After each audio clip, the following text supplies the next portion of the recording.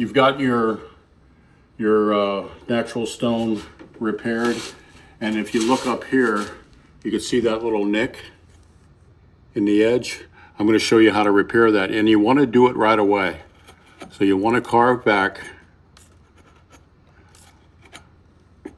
you know, give it a divot to work in. Take a spray bottle, make sure it's on spray,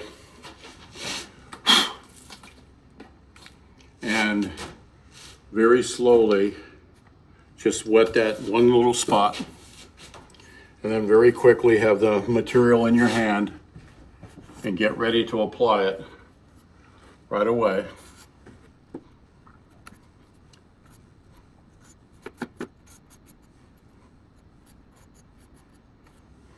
Now my finger knocked this off, so we're going to fix that. My fingernail caught that. This is what happens when you're on the job. So, and the thing is, you have to make the repair right away. It's not something you come back the next day and do, because as anybody would know, just about any craftsman would know, there'll be a difference in color the next day. So you must do it the day of. If you have a little bit of a divot, you make the repair the day of.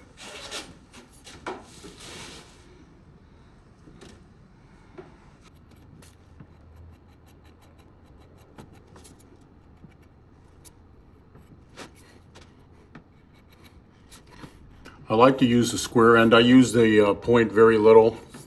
The square end is always my choice, because you're working with an end that's already, it gives you the advantage of having a 90 on the end of the tool, and it's like a mini. It becomes a mini miter tool that way. With the point, there's too much of a curve in the point, and you could actually dig into the patching material. So that's why I like to use the square end. I use the square end for application and for this kind of work all the time.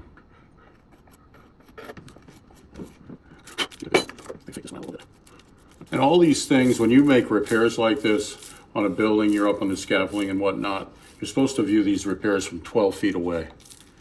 You're not supposed to come up and stick your nose against it and scrutinize it with a, you know, at a 6-inch distance. You're supposed to make the repair and then look at it from 12 feet away. That's what makes it a good repair.